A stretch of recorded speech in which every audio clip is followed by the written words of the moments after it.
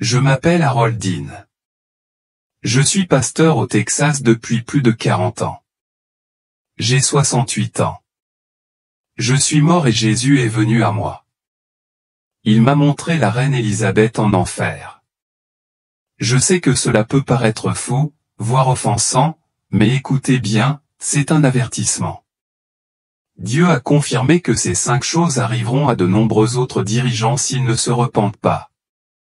Ce que je vais partager avec vous ne ressemble à rien de ce que j'ai prêché en chair. Mais c'est pour cela que j'ai été renvoyé.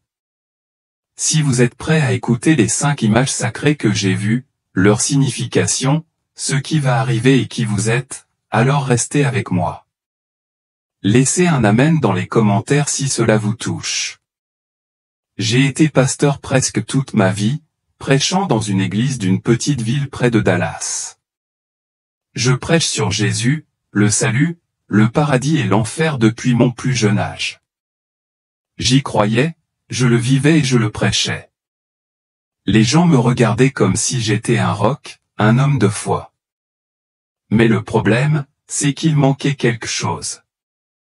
Je connaissais la sainteté de Dieu, sa puissance, mais je ne la ressentais pas au plus profond de moi. Pas vraiment. Vous voyez ce que je veux dire? C'était comme si je marchais sur le chemin, mais pas jusqu'au bout. Ce mercredi soir-là avait commencé comme tous les autres, l'air chaud de l'été texan et le chant des grillons devant l'église. À l'intérieur, nous étions une trentaine à nous réunir pour prier. Nous chantions et j'allais dire un mot quand j'ai ressenti une douleur aiguë, très aiguë, qui m'a traversé la poitrine. Mes genoux ont cédé.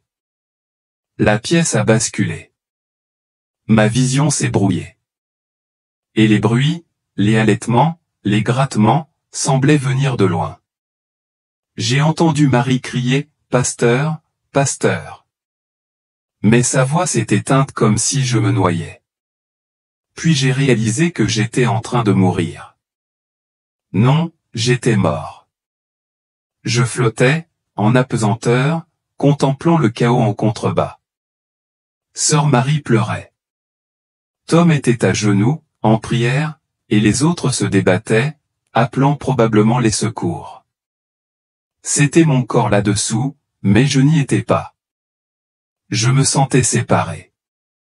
Puis je l'ai vue. Une lumière. Elle brûlait, mais elle n'était pas brûlante. C'était comme si elle me purifiait, me débarrassait de tout ce qui n'était pas vrai. J'avais peur, mais j'étais attiré par elle. Comme un papillon de nuit attiré par une flamme. Et au fond de moi, je sais qu'il y a quelque chose ou quelqu'un qui m'attend dans cette lumière. La lumière dont je t'ai parlé, ce n'était pas juste une lumière. C'était lui. Une présence. Si grand, si bouleversant, qu'il engloutissait tout le reste. Je savais devant qui je me tenais. C'était lui, Jésus, et le poids de sa gloire m'écrasait. J'essayais de parler, mais les mots étaient inutiles, comme essayer de décrire une tempête quand on y est. Je ne pouvais que rester là, tremblant, sachant que j'étais exactement là où je devais être, et craignant ce qui allait se passer ensuite. J'avais imaginé Jésus 1000 fois sur des vitraux. Dans les histoires bibliques pour enfants, le bon berger avec une brebis sur ses épaules.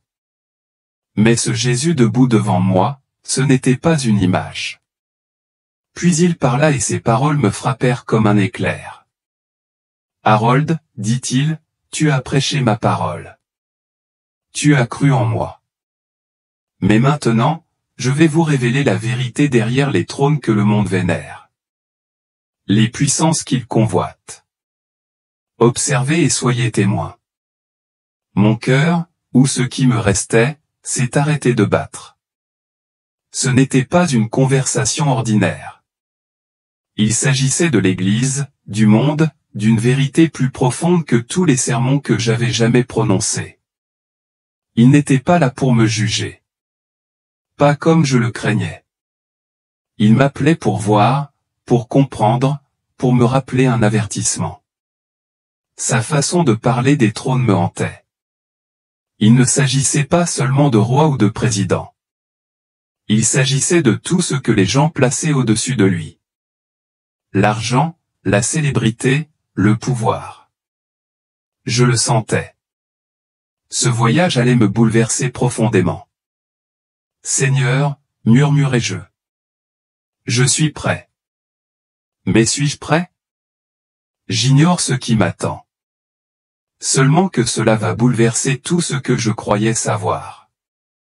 En un clin d'œil, j'étais ailleurs. La lumière s'estompa et je me retrouvai devant un spectacle qui faillit me renverser. Un trône. Haut, immense, en or pur, brillant si fort qu'il me faisait mal aux yeux. Elle dominait tout, scintillant sous une lueur crue et surnaturelle. Pas la lumière chaude et vivante de Jésus.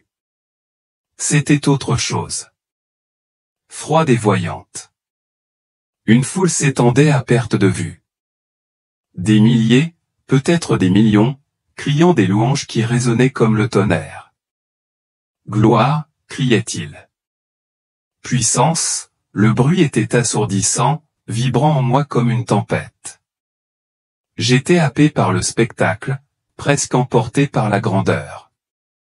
Quand Jésus toucha mon épaule, « Regarde plus attentivement, Harold, dit-il d'une voix calme mais ferme. » Mon regard se posa sur la base du trône et mon estomac se noua. Des ossements, des tas, des crânes, des côtes, des bras, des jambes, empilés en hauteur, formaient la base de ce monstre doré. Ce n'étaient pas que des ossements. C'étaient des êtres humains.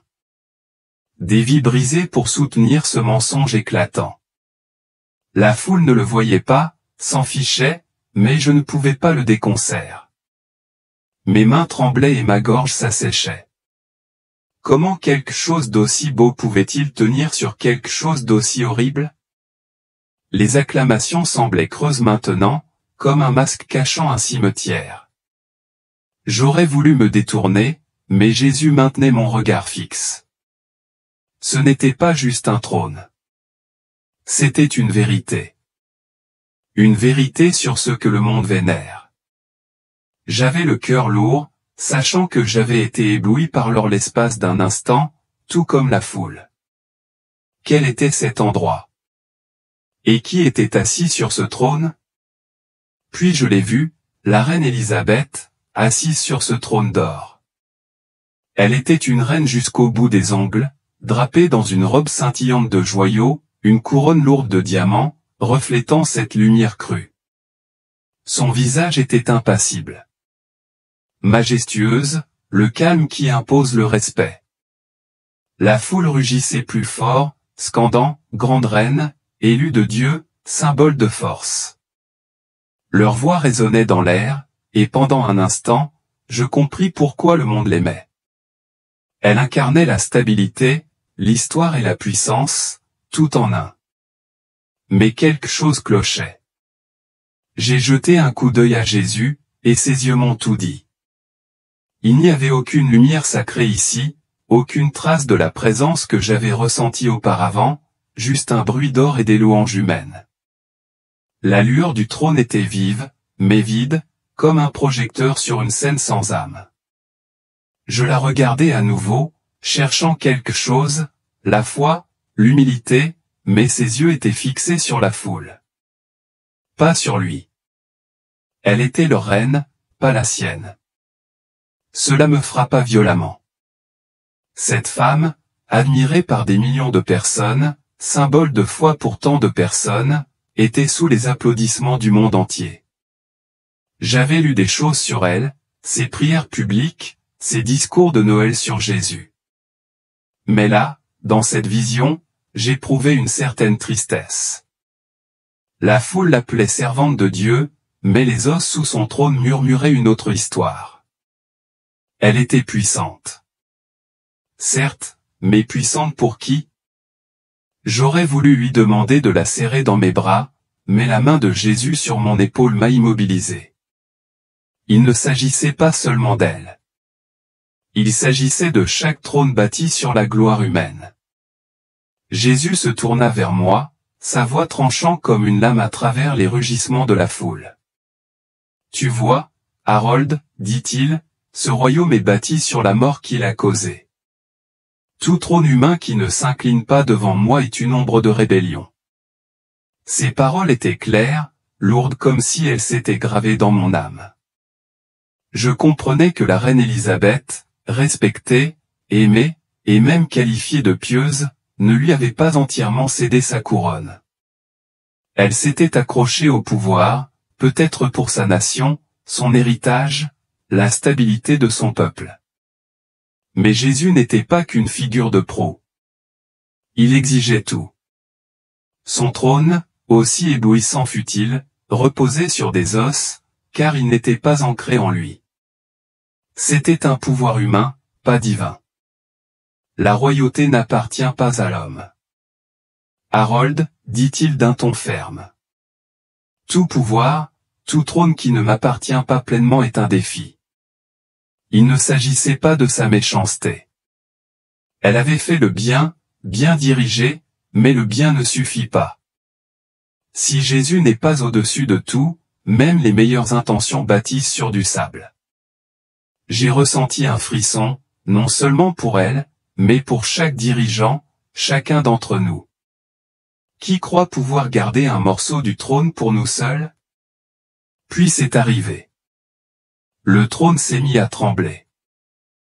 Des fissures se sont formées comme des toiles d'araignée dans l'or, et les os en dessous ont gémi, se déplaçant comme une faille. Les acclamations de la foule se transformèrent en cris.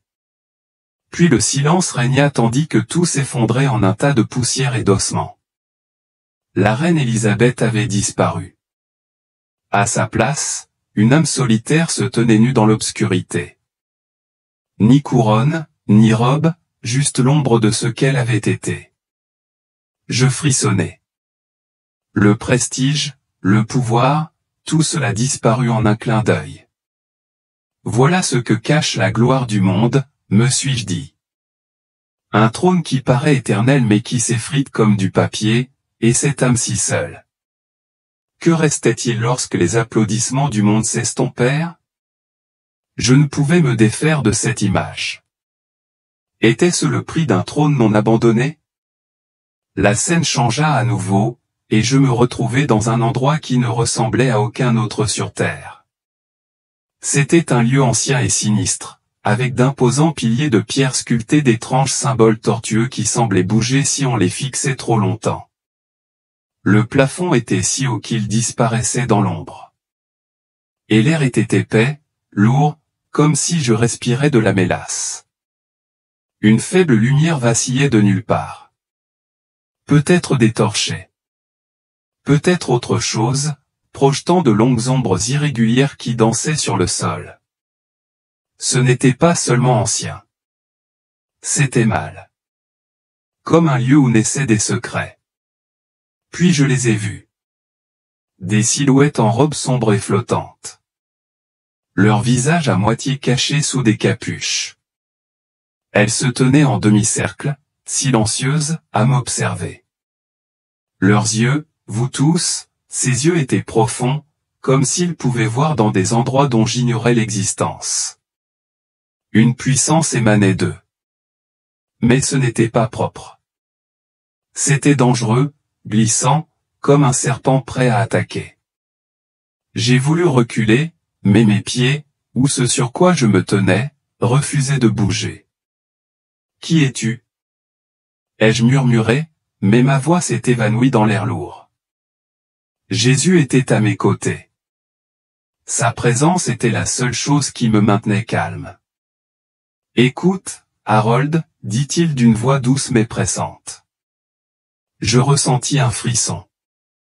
Non pas à cause de la pièce, mais à cause de la certitude que j'allais voir quelque chose que je ne pourrais pas oublier. Cet endroit, ces silhouettes, ce n'était pas un rêve. Elles étaient réelles.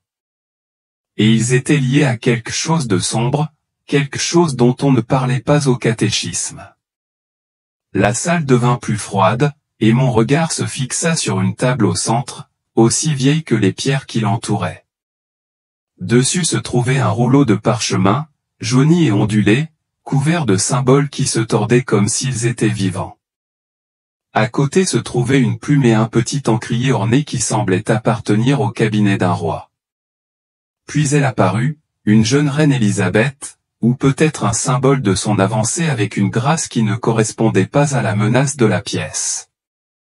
Sa robe était plus simple qu'auparavant, mais son visage portait la même paume royale.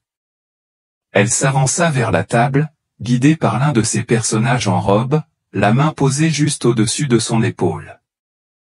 La foule s'écarta, et je sentis leur regard se détourner de moi pour la regarder. Mon cœur s'est mis à battre la chamade, comme si j'observais quelque chose que je n'étais pas censé voir. Jésus a parlé, d'une voix grave et pesante. Nombreux sont ceux qui ont signé des alliances pour le pouvoir, pour la gloire, mais ils ne voient pas qu'il lie leur âme aux ténèbres. Elle atteignit la table et la silhouette en robe lui tendit la plume. J'avais envie de crier « Stop !» Mais ma voix était bloquée. Elle trempa la plume dans l'encre et, j'ose jurer, elle n'était pas noire. Elle scintillait, anormalement, comme une ombre liquide. Les symboles sur le parchemin pulsaient tandis qu'elle se penchait dessus. Ma poitrine se serra. Ils ne savent pas ce qu'ils signent. Jésus a dit, et ces mots m'ont frappé comme un coup de poing. Elle hésita une seconde, le regard brillé par quelque chose. Le doute. Puis elle appuya la plume sur le parchemin. Je ne pouvais pas lire les mots, mais je les sentis comme un poids qui pesait sur la pièce. Ce n'était pas seulement un contrat. C'était une chaîne, invisible mais réelle, qui enveloppait son âme. Jésus se tourna vers moi, les yeux brûlants de ce feu sacré. Ces accords, dit-il, ressemblent à des formalités, de la diplomatie, des alliances, des poignées de main entre nations, mais certains ouvrent des portes à des puissances qui ne se soumettent pas à moi. Sa voix était ferme, mais elle portait un avertissement qui me hérissait la peau. J'y ai réfléchi. Les dirigeants mondiaux signant des traités, se serrant la main à la télévision, tout sourire et promesses. C'est juste de la politique, non? Mais Jésus me montrait quelque chose de plus profond. Certains de ces accords, ces cérémonies n'étaient pas que du papier et de l'encre. C'étaient des rituels.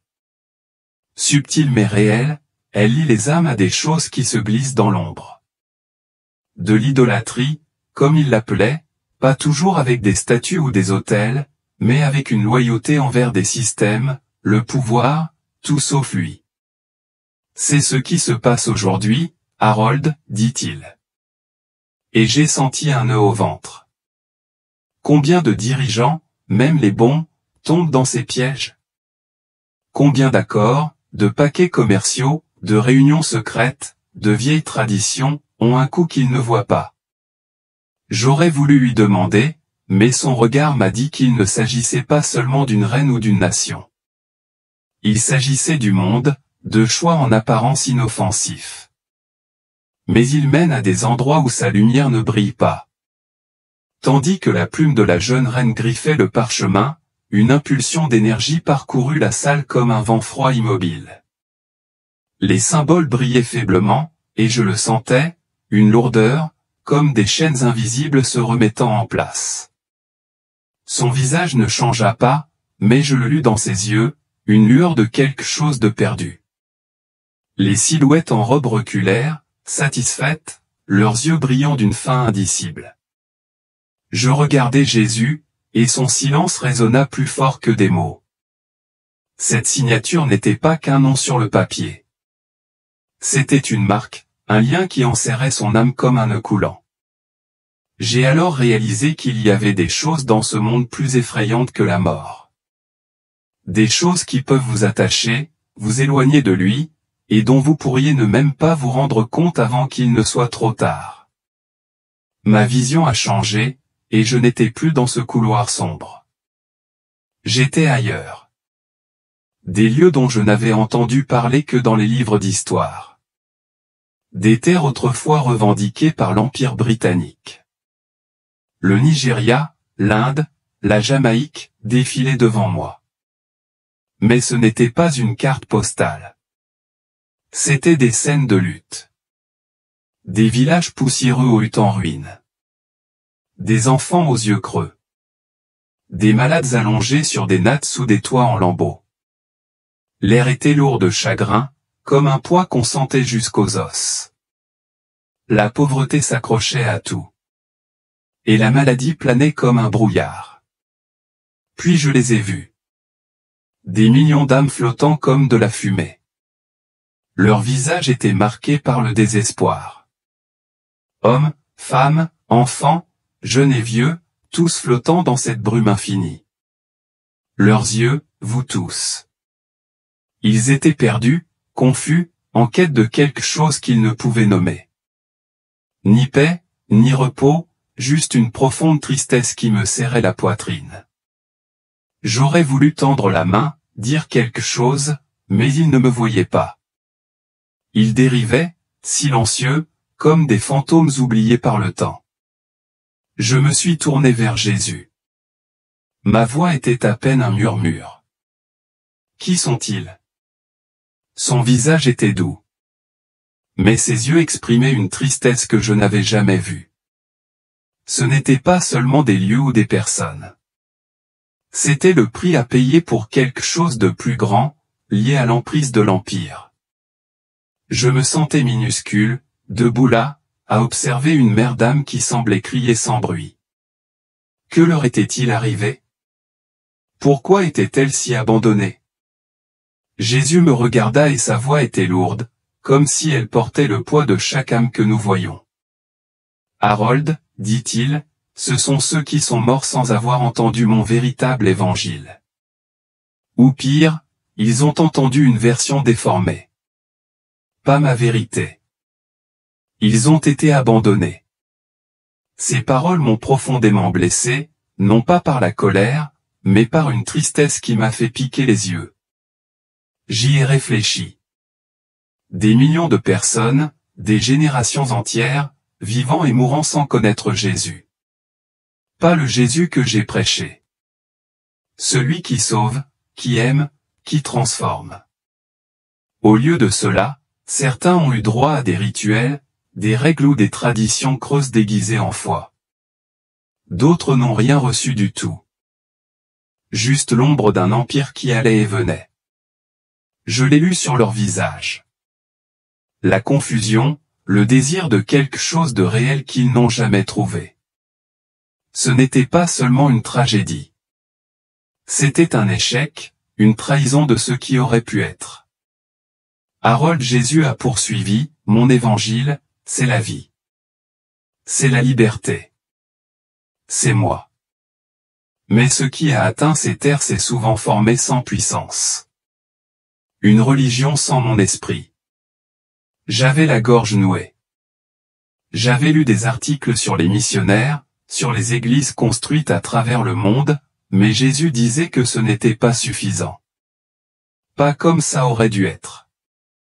L'Empire, avec toute sa puissance, avait une chance de porter sa lumière, mais trop souvent, il portait autre chose. Contrôle, cérémonie ou silence. Je repensais à ces âmes et mon cœur se brisa. Pourquoi n'entendait-elle pas? Me demandai-je presque.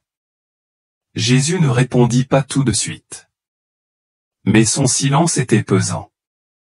Il ne s'agissait pas seulement du passé. Il s'agissait de ce moment présent, de ce que nous faisons encore, ou ne faisons plus. J'ai ressenti son chagrin, et c'était comme un feu dans ma poitrine, brûlant pour chaque âme restée dans l'obscurité.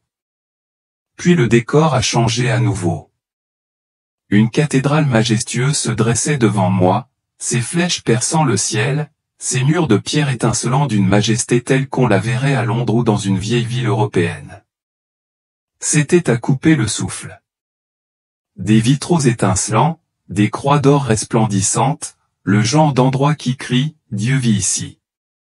Je m'attendais à sentir sa présence comme avant, mais rien. C'était froid, creux, comme un magnifique coquillage sans perles à l'intérieur. Je m'approchai, regardant à travers les portes massives. À l'intérieur, une poignée de personnes accomplissaient des rituels, allumant des bougies, scandant des paroles qui résonnaient sur les murs. Mais il n'y avait ni vie, ni feu, ni esprit. Les bancs étaient vides, l'air vicié. Cet endroit était censé être un phare de foi, un héritage de la mission de l'Empire de répandre l'Évangile. Mais on aurait dit un musée, un monument dédié à quelque chose d'il y a longtemps.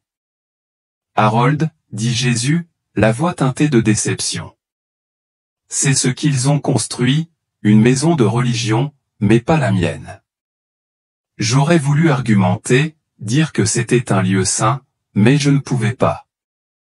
Le vide était indéniable. Ce n'était pas le bâtiment qui comptait. C'était ce qu'il représentait.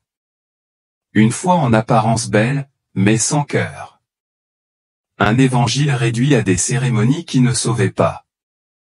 La voix de Jésus devint ferme, perçante. Je lui ai donné le pouvoir de répandre mon évangile. Il a dit, mais ce qui s'est multiplié, c'était une religion vide. Pas moi. Il parlait de la reine, de l'empire, de la chance qu'ils avaient de porter sa vérité. Au lieu de cela, ils ont propagé des formes, des traditions, des choses qui semblaient saintes mais ne l'étaient pas. J'ai ressenti un frisson. La responsabilité était claire. Ceux qui avaient de l'influence, qui avaient une certaine visibilité, avaient vocation à partager Jésus, le vrai Jésus. Mais le silence, le compromis ou le contentement de rituels, c'était pire que l'inaction. Harold, disait-il, le silence peut être un péché plus grave qu'une mauvaise action. Ces mots ont fait l'effet d'un marteau. J'ai revu ces âmes à la dérive, et j'ai compris que chaque occasion manquée de partager le véritable évangile laisse quelqu'un dans le noir, implorant un sauveur qu'il n'a jamais rencontré. La vision changea à nouveau, et je me retrouvai dans un lieu qui ressemblait à une bibliothèque, mais au lieu de livres, il était empli de douleur. Pas une pièce mesurable, mais un espace immense, infini, résonnant de cris. Le son me frappa en premier, des gémissements, des sanglots, des prières désespérées qui se chevauchaient comme des vagues déferlantes.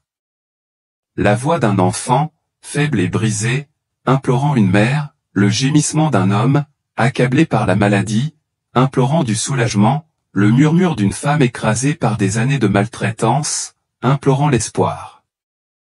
Chaque cri était une histoire, une vie, une tragédie qui me transperçait comme un couteau.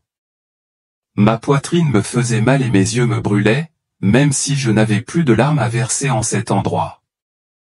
Je marchais ou flottais dans cette mer de chagrin et chaque son me semblait personnel, comme s'il m'appelait, la solitude d'un orphelin. La faim d'un mendiant. Le désespoir d'une veuve. Ce n'était pas que des bruits. C'étaient des personnes bien réelles, comme toi et moi. Leur souffrance était vivante dans cette étrange pièce. J'aurais voulu me boucher les oreilles, mais je ne pouvais pas, mon Dieu, murmurai-je. Qu'est-ce que c'est? Il se tenait à côté de moi, le visage doux mais lourd de chagrin. Il ne répondit pas encore. Laisse-moi juste le ressentir.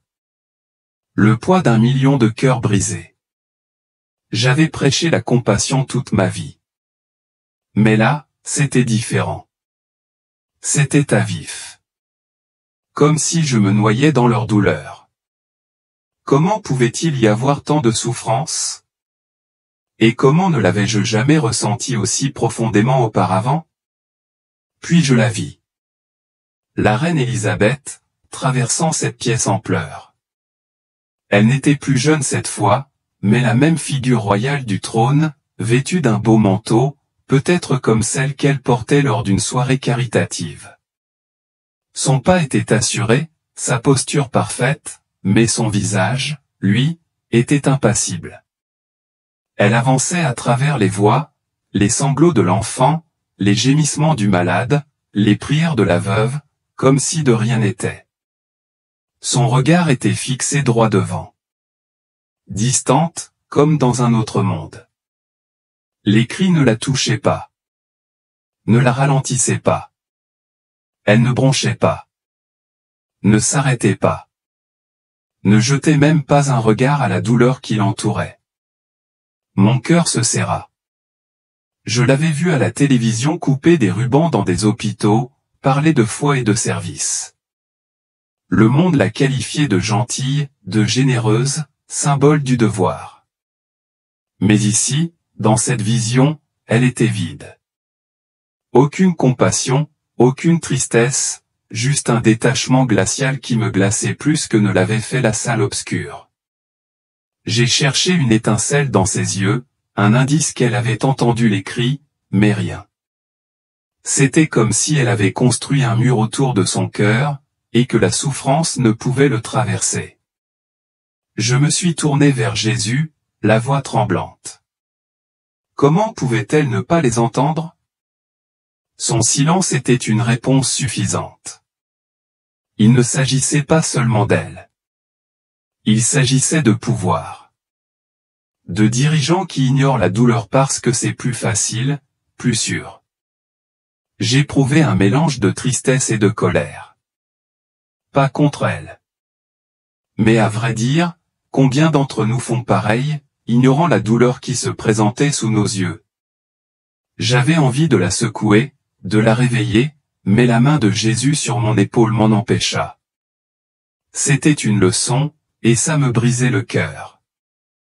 Jésus se tourna vers moi, les yeux emplis d'une tristesse qui semblait pouvoir engloutir le monde. Harold, dit-il d'une voix douce mais perçante. Que penses-tu d'une vie vertueuse avec un cœur fermé à la souffrance? La question restait en suspens, pesante, comme si elle ne s'adressait pas seulement à moi. Je ne savais pas quoi dire. Ma gorge était serrée, mon esprit s'emballait, poursuivit-il. Le jugement ne frappe pas seulement les mauvaises actions, Harold. Il frappe l'indifférence, le cœur qui refuse de ressentir, d'agir. Ces paroles étaient piquantes, non pas de colère, mais de vérité. J'ai pensé à la reine, aux dirigeants, à moi-même. Combien de fois ai-je prêché l'amour, mais ai-je refusé la souffrance de quelqu'un parce qu'elle était trop dure, trop compliquée? L'indifférence n'était pas seulement un choix. C'était un péché qui étouffait la miséricorde. Harold, répéta-t-il, plus doucement. Cette question s'adresse à vous tous. J'avais l'impression qu'il parlait à travers moi à tous ceux qui suivaient cette histoire. Que faire avec un cœur si fermé? Je n'avais pas de réponse. Mais je savais une chose. Jésus voyait chaque cri dans cette pièce, et son cœur se brisait à chacun d'eux. C'est ce qu'il attendait de nous, ressentir, se soucier, laisser nos cœurs battre aux siens. Je restais là, les cris résonnant encore, et cela m'a frappé. La sainteté de Jésus ne se résume pas à la perfection, c'est un cœur qui ressent, un cœur qui souffre pour ceux qui souffrent, qui se mobilise pour ceux qui sont brisés. J'ai réalisé que l'indifférence est un péché profond, qui érige des murs là où devraient être des ponts. Jésus ne demandait pas seulement l'obéissance. Il voulait que nos cœurs vibrent au sien, pour pleurer avec ceux qui pleurent quand nous refusons la souffrance du monde. Nous ne nous contentons pas d'ignorer les gens. Nous nous détournons de lui. Cette vérité s'est imposée à moi comme un poids. La marche glaciale de la reine n'était pas seulement son histoire. C'était un avertissement. Si nous laissons notre cœur s'endurcir, nous passons à côté de l'essence même de sa personne. Et c'est une perte trop lourde à supporter. La vision changea une dernière fois, et je me retrouvai au milieu d'un spectacle qui ne pouvait être que des funérailles nationales. Drapeaux en berne, fanfares militaires jouant des airs sombres, et des milliers de personnes bordaient les rues. Tête baissée, l'air était chargé de recueillement. Le genre d'émotion que l'on ressent à un moment où le monde entier regarde. Les caméras de télévision balayaient la foule, leur présentateur murmurant des louanges. Un serviteur fidèle, un dirigeant pieux, le cœur d'une nation. C'étaient les adieux de la reine Élisabeth, et chaque détail était parfait. Des carrosses impeccables, des couronnes de roses blanches, un cercueil drapé aux couleurs royales. La foule s'est écriée, non pas en cri, mais en hommage. Elle était notre roc, une véritable reine chrétienne. On a parlé de son devoir, de sa grâce, de la façon dont elle avait guidé une nation à travers des décennies de changement. Les réseaux sociaux ont bourdonné de hashtags. Les dirigeants mondiaux ont tweeté leur respect. Et les églises ont célébré des services religieux en son honneur. C'était la célébration d'une vie bien vécue. Un héritage scellé dans l'or. On aurait dit que le ciel lui-même déroulait le tapis rouge, mais quelque chose clochait. L'orgueil, les éloges, tout cela semblait creux, comme un beau cadre autour d'un tableau vide. J'avais vu les os, les alliances, l'indifférence, tous ces honneurs terrestres. Tous ces mots, ils étaient forts, mais ils n'étaient pas vrais. Le monde pleurait un symbole. Ne voyant pas l'âme, j'ai jeté un coup d'œil à Jésus, et son silence m'a indiqué que c'était là le but. Les applaudissements du monde peuvent étouffer la vérité silencieuse. Et j'allais voir ce qui se cachait derrière les gros titres. Jésus a posé sa main sur mon épaule et les funérailles se sont estompées comme un rêve. « Viens, Harold, dit-il d'une voix douce mais pressante. Il me conduisit dans un autre lieu, un espace calme et sombre, où aucune caméra ne pouvait la suivre. Elle était là, l'âme de la reine Élisabeth, seule, non pas sur son trône, ni dans un palais, mais dans un vaste vide. Pas de couronne, pas de robe, juste son air perdu. Son visage n'avait plus rien de royal. C'était confus, cherchant comme quelqu'un qui a raté un virage et ne sait plus où il est arrivé. Il n'y avait pas d'ange, pas de porte dorée, pas de cœur céleste, juste un silence pesant et froid. Mon cœur se serra. Elle n'est pas au paradis, me murmurai-je plus à moi-même qu'à lui. Je m'attendais à autre chose. Le monde l'a qualifiée de sainte, de pilier de la foi. J'avais vu ses discours de Noël, je l'avais entendu parler de Jésus, mais elle était là, seule, sans paix. Désespéré, je regardais Jésus, les yeux implorant une explication. Pourquoi? Demandai-je, la voix brisée. Il ne répondit pas tout de suite. Laisse-moi juste supporter le poids de la situation. Ce n'était pas une question de cruauté. C'était une question de vérité. Les louanges du monde, ses bonnes actions, son titre. Ils n'ont pas ouvert les portes du paradis. J'ai ressenti un pincement au cœur. Pas seulement pour elle, mais pour tous ceux qui pensent qu'une bonne vie suffit. J'avais prêché le salut toute ma vie. Mais la voir là, perdue dans ce vide gris, a rendu cela réel comme je ne l'avais jamais ressenti auparavant. Que avait-elle manqué? Qu'avait manqué le monde dans toutes ces acclamations? Jésus s'est tourné vers moi. Ses yeux perçants mais emplis de tristesse. Harold, dit-il, beaucoup pensent qu'ils sont à moi parce qu'ils sont gentils, parce qu'ils vont à l'église. Parce que le monde les respecte, mais je vois ce que personne d'autre ne voit. Un cœur qui ne s'est jamais vraiment repenti. Ces mots me frappèrent comme un marteau. Non pas de colère, mais d'une vérité brûlante. J'ai eu du mal à avaler. Le repentir.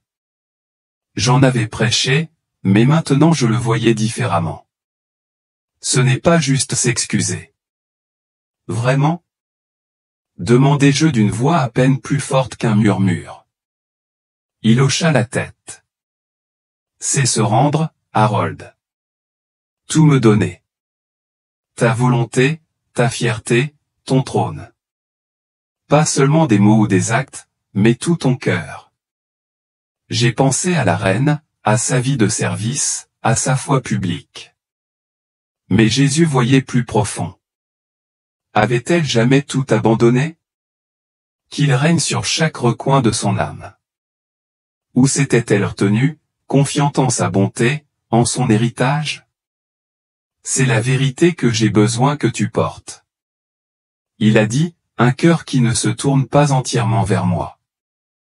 Peu importe à quel point je l'admire, c'est un cœur que je ne peux pas revendiquer. Ce n'était pas seulement pour elle. C'était un avertissement pour nous tous, pour moi et pour toi. Tout s'éclaircit comme un brouillard qui se dissipe. Le paradis n'est pas pour les bonnes personnes, me dis-je presque. Jésus hocha la tête, le visage impassible. Il est pour ceux qui s'abandonnent à moi, Harold, qui font confiance à mon sang et me laissent diriger leur vie. C'était ça. La frontière entre l'éternité avec lui et ce vide solitaire. Ce n'est pas le nombre de bonnes actions que l'on accumule. Ce n'est pas la clameur du monde. Il s'agit de tout donner à Jésus. De le laisser être Seigneur. Pas seulement un nom dans ses prières. J'ai senti un feu dans ma poitrine. L'urgence de crier cette vérité. L'histoire de la reine n'était pas unique. C'était un miroir pour tous ceux qui pensent que ce qui est suffisant est suffisant. L'abandon, total et complet. C'est la clé du paradis. Et c'est un choix que nous devons tous faire. Je restais là, encore sous le choc de voir l'âme de la reine dans ce vide solitaire. Quand Jésus reprit la parole, sa voix ferme mais résolue. Harold, dit-il, il ne s'agit pas seulement d'elle. Élisabeth est un exemple, pas la fin de l'histoire. Mon cœur battait la chamade, essayant de comprendre ce qu'il voulait dire. Il ne pointait pas du doigt une femme pour la condamner. Il tendait un miroir au monde. Son histoire, poursuivit-il, est un avertissement pour quiconque a du pouvoir, de l'influence ou une tribune. J'ai hoché la tête, commençant à le comprendre. La reine était un symbole.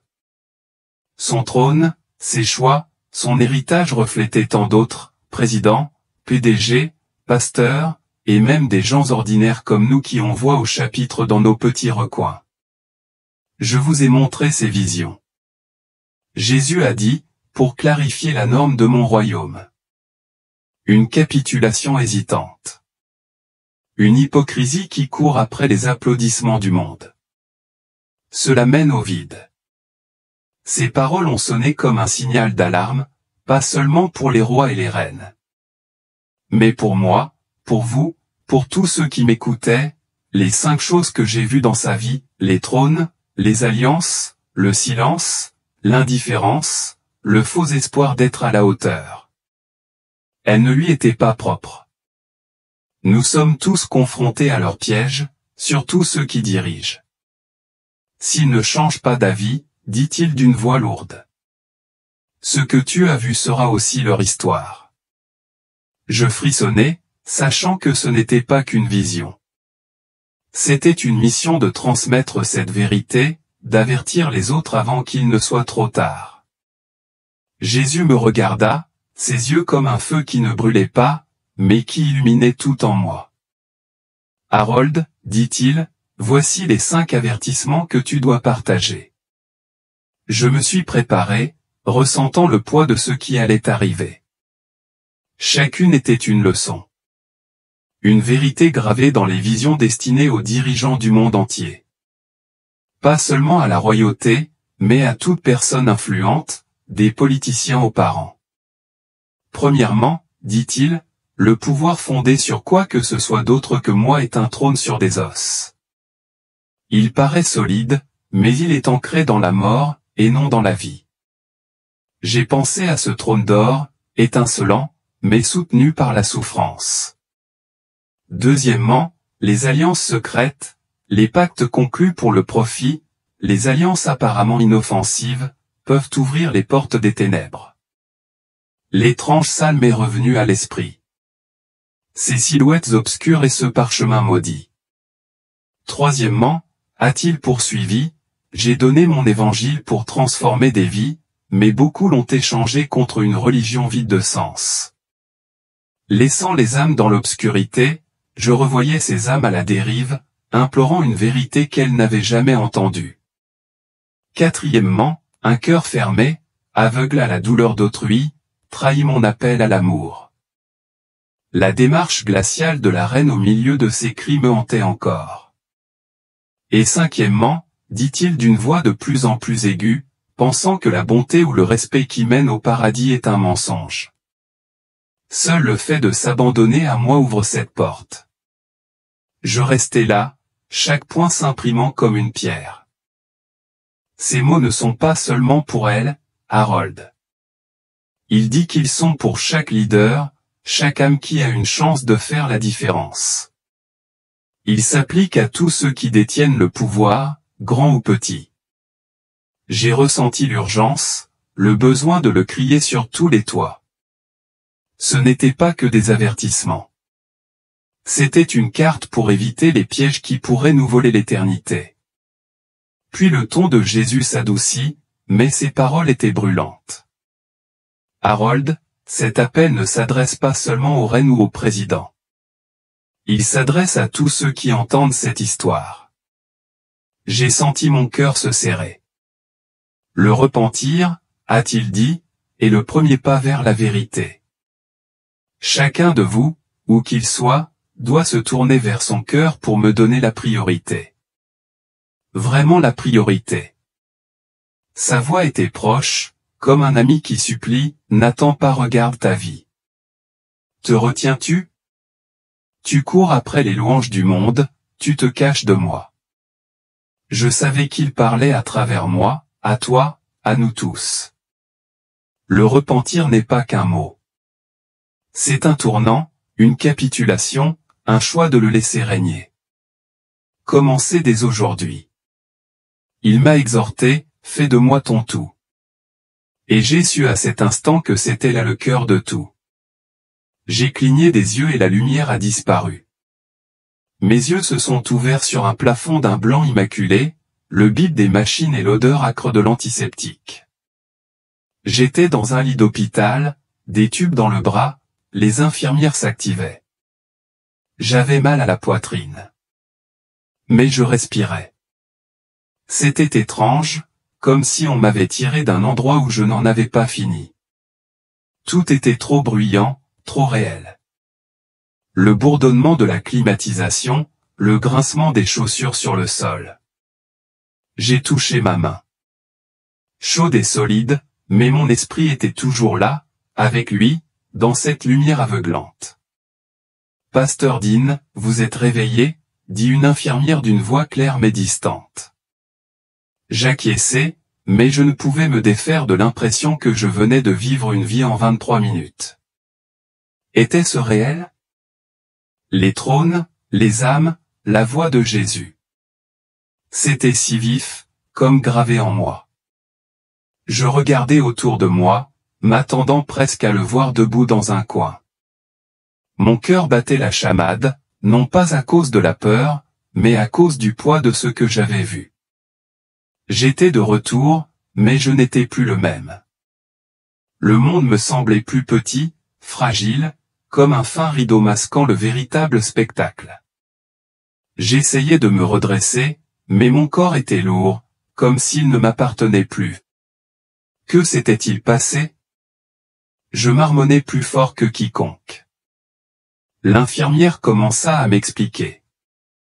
Crise cardiaque. Ambulancier. Un miracle. J'étais en vie. Mais ces paroles s'estompèrent. Je ne pensais plus qu'à moi, j'avais été avec Jésus. J'avais vu l'éternité. Et maintenant, j'étais là, dans ce lit, avec une histoire que je n'étais pas sûr de pouvoir raconter. Tandis que le brouillard se dissipait dans ma tête, je regardais l'infirmière. Son badge indiquait Clara. Elle consultait mon dossier médical. Son visage était bienveillant mais concentré. Quelque chose s'éveilla en moi. Un feu que je n'avais jamais ressenti auparavant. Peu m'importait mon dossier médical ni l'avis des médecins. Une seule chose comptait. Clara Hara, dis-je d'une voix rauque mais assurée. T'es-tu vraiment abandonné à Jésus-Christ? Elle se figea, son stylo planant au-dessus du bloc-notes, les yeux écarquillés, comme si je lui avais demandé une bêtise. Peut-être que je l'avais fait. Je n'avais pas demandé où j'étais ni ce qui m'était arrivé. Ça m'était égal.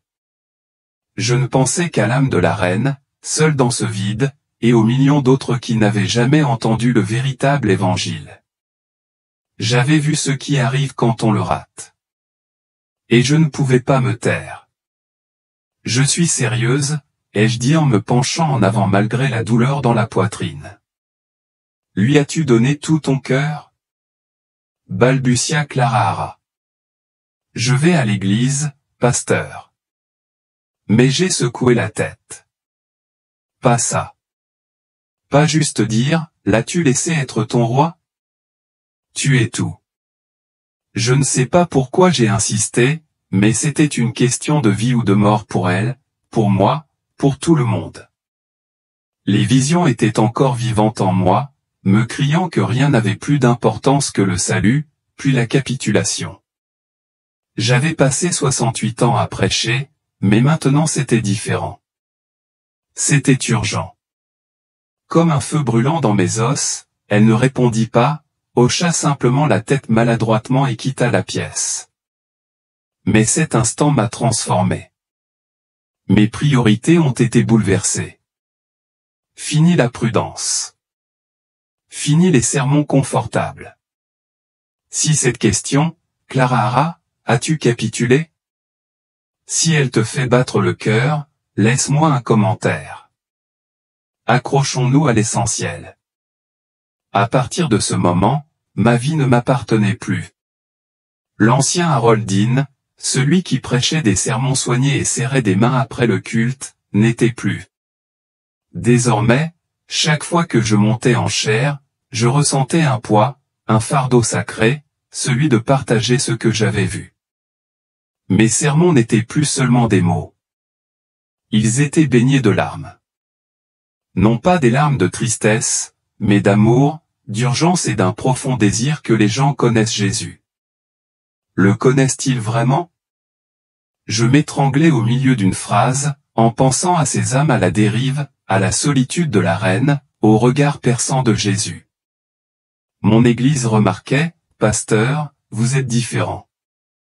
Il répondait, et moi aussi. Je ne pouvais pas reprendre mes activités habituelles. Chaque mot que je prononçais portait le feu de l'éternité, un appel à l'abandon. J'ai prêché le cœur grand ouvert et j'ai prié pour que d'autres entendent la vérité avant qu'il ne soit trop tard. Je suis de retour au Texas maintenant, mais cette vision pèse lourdement sur mon âme. Jésus m'a montré quelque chose que je ne peux pas ignorer. Quelque chose que je dois partager, sa justice. Vous tous, elle est si juste, si pure qu'aucune célébrité, aucun titre, aucun applaudissement mondain ne peut cacher la vérité du cœur d'une personne. Je l'ai vue avec la reine, avec ses trônes et ses alliances, et c'est gravé en moi. Le jugement de Dieu n'est pas influencé par ce que le monde pense de vous. Ni une couronne, ni une chaire, ni 1 million d'abonnés sur les réseaux sociaux. Rien ne masque ce qui est vraiment dans votre âme. Je pensais autrefois qu'une bonne réputation, une vie de service suffisait. Je l'avais prêché, je l'avais vécu. Mais Jésus m'a montré que ces normes étaient plus élevées. Ce qui compte, ce n'est pas ce que les gens voient. C'est ce que lui voit. Ton cœur dévoilé devant lui. C'est l'essentiel, Harold. Il m'a dit que ma justice perçait tous les masques. Et laisse-moi te dire que c'est à la fois terrifiant et libérateur. Peu importe ta renommée, le nombre de bonnes actions que tu as accumulées, si ton cœur ne s'est pas totalement abandonné à lui, ce n'est pas suffisant. Je ne dis pas ça pour t'effrayer, mais pour te réveiller. Son équité est absolue, et c'est la seule chose qui subsistera quand tout le reste s'effondrera. On ne peut tromper Dieu ni échapper à sa vérité. C'est le message qu'il a gravé en moi et je vous supplie de l'entendre. Maintenant, laissez-moi vous parler franchement, mes frères et sœurs américains. Nous aimons être bons ici, n'est-ce pas? Nous sommes fiers d'être gentils, généreux, d'aider leurs voisins, d'aller à l'église le dimanche, et c'est magnifique. Ne vous méprenez pas, mais si vous pensez qu'être un bon chrétien ou une personne honnête suffit à vous ouvrir les portes du paradis, je suis là pour vous dire que vous devez rencontrer le vrai Jésus. Pas celui du recueil de cantiques de votre grand-mère ni celui auquel vous faites un clin d'œil à Noël. Le Jésus que j'ai rencontré, le roi sur ce trône. Il n'est pas impressionné par nos CV ni par nos autocollants. En Amérique, nous sommes tous attachés au rêve américain. L'idée que si vous travaillez dur et vivez bien, vous êtes prêts, mais le royaume de Dieu, ce n'est pas une question de réussite ou de don caritatif. Il s'agit de s'abandonner. Donner à Jésus chaque parcelle de son cœur, le laisser être le Seigneur de tout. J'ai vu ce qui arrive quand on se contente du bien. J'ai vu des âmes se perdre, non pas parce qu'elles étaient mauvaises, mais parce qu'elles ne se tournent jamais complètement vers lui. Nous sommes tellement occupés à courir après le succès, le respect, ou même une vie tranquille, que nous oublions ce qu'il demande vraiment. Tout. Alors, je vous en supplie. Ne vous reposez pas sur vos lauriers. Mets-toi à genoux, ouvre ton cœur et demande-lui de prendre le relais. Tu n'as pas besoin d'être parfaite, mais tu dois être à lui. Où entends-tu ça en ce moment? Êtes-vous à Chicago, à Atlanta, dans une petite ville de l'Idaho? Laissez un commentaire ci-dessous. Dites-moi quelle est votre ville, votre état. Je veux savoir où ce message va, car ce n'est pas seulement mon histoire. C'est un signal d'alarme pour nous tous. Ne manquons pas ce que Jésus dit. Vous ne pouvez pas attendre. La vie est fragile. Un instant, vous êtes à une réunion de prière, l'instant d'après, vous êtes parti. Je l'ai appris à mes dépens. Ne remettez pas à plus tard la rencontre avec Jésus. Rencontrez-le vraiment. Ni demain, ni dimanche prochain, mais aujourd'hui. Abandonnez-vous à lui. Que son sang te couvre. Qu'il soit ton roi. J'ai vu l'enjeu. L'éternité, réelle et crue. Tu ne sais pas quand ton cœur pourrait s'arrêter. Quand tes 23 minutes pourraient arriver. Ne prends pas le risque de te tenir devant lui avec un cœur à moitié abandonné. Réconcilie-toi avec lui maintenant. Prie. Confesse-toi. Donne-lui tout. Il y a de l'espoir dans ce choix. Une promesse qu'il ne te laissera jamais partir. Mais tu dois le choisir maintenant, avant qu'il ne soit trop tard. Assise ici, à te raconter cette histoire, je ne ressens plus la même peur que lors de mes premières visions. Les trônes, les âmes, le poids de tout cela. C'est encore lourd, mais une paix intérieure m'habite maintenant, chaleureuse et stable. C'est le genre de paix que procure le fait de savoir que Jésus m'a dit la vérité. Il m'a montré la vision globale, la réalité de l'éternité. Et cela m'a changé à jamais. Mais voici ce que je veux que vous entendiez, qui que vous soyez, quoi que vous ayez fait, son amour vous tend toujours la main. Sa grâce est là, à votre disposition. Il ne vous a pas abandonné. Et il ne vous abandonnera jamais. Voilà le Dieu que j'ai rencontré. Celui qui voit chaque cœur, mais qui nous appelle à lui à bras ouverts. Vous êtes peut-être en difficulté en ce moment, vous avez l'impression de ne pas être à la hauteur, d'avoir erré trop loin. Je suis passé par là. Croyez-moi. Mais votre chemin avec Dieu est le vôtre. Unique, et il vous accompagne. À chaque pas, à chaque faux pas, il est là. Son amour est inébranlable. Même si c'est le cas, n'ayez pas peur. Appuyez-vous sur votre foi. Embrassez votre chemin.